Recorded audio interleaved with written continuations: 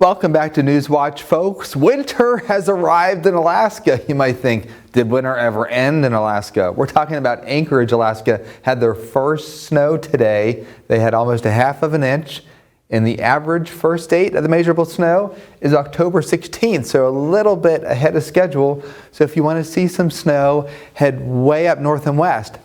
The fly in the ointment, we are going to have snow in our highest elevations next week. All these advisories are not snow advisories. These are frost and freeze warnings.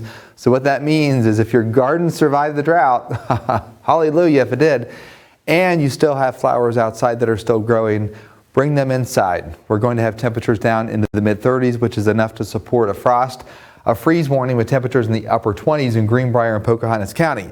So if that happens tonight, which there's a good prospect it will, next week when we get our next cold shot, these two counties, Pocahontas and Greenbrier, will no longer be considered in the frost advisories and freeze warnings. As soon as we get the first hard freeze of the season, boom, no more advisories. So you'll have a map that'll have two counties left out, Greenbrier and Pocahontas, for the fact of the matter that, hey, growing season done there. Temperatures in the mid-50s in the Monongahela National Forest, low to mid-60s for the rest of the region. And it's absolutely gorgeous. We're going to travel down to I-77 in Princeton. We've got lots of sunshine there. I-64 in White Sulphur Springs. The shadows are pretty deep right now across the interstate because the sun's at a low angle.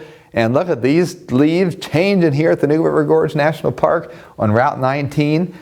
Just a splendid evening overall, can't complain. Now, we'll have temperatures in the mid-30s as soon as that sun sets. I just got a notification from the Space Center. Yeah, I get signed up for these notifications through email. The KP index has just hit 8. That means after the sun sets, we will more than likely be able to see the northern lights with temperatures in the mid-30s. However, the KP index should peak between 11 p.m. tonight and 2 a.m. tomorrow. That's the optimal time to see northern lights outside of your house, and we will showcase them if you send them in.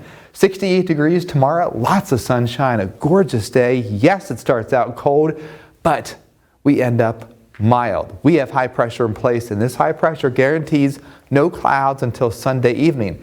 Here's the storm. This is Milton. We have wind gusts anywhere from 25 to 35 miles an hour along the southeast coast and Florida. This storm, though, folks, is heading east very quickly. I-75 at Sarasota, this camera is still not working, unfortunately. However, I can tell you one thing, it is a bit sunny down there. And this storm, folks, guess where it's going next? Europe. Northern Europe is going to see this storm early next week in the form of gusty winds. So, why do we have such massive storms? We've had major hurricanes, about 4 of them I think so far this season, because the sea surface temperature anomalies in the Atlantic from August to September matched last year's record high. So very warm ocean temperatures. Very cold temperatures in the east, but look back towards Minneapolis. We have a sprawling area of warmer than average temperatures, and you better believe we are going to warm up this weekend. Pressure right now fairly steady. You will notice the front come through in your bones on Sunday. So yes, it gets warm over the weekend, almost record highs on Sunday. Front comes through, and then temperatures drop. Watch all these red colors head towards us this weekend, and then boom.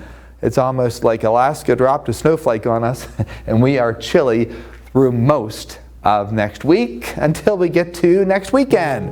So here's it all in writing. 68 degrees tomorrow, 74 on Saturday, 80 on Sunday. If we hit 81, we'll tie a record high. Few showers very early Monday, snow showers above 3,000 feet on Tuesday, temperatures in the 30s at night. But look at that, start of a big warm-up by this time next week. Big roller coaster ride, and that's your 7-day forecast. More news after the break.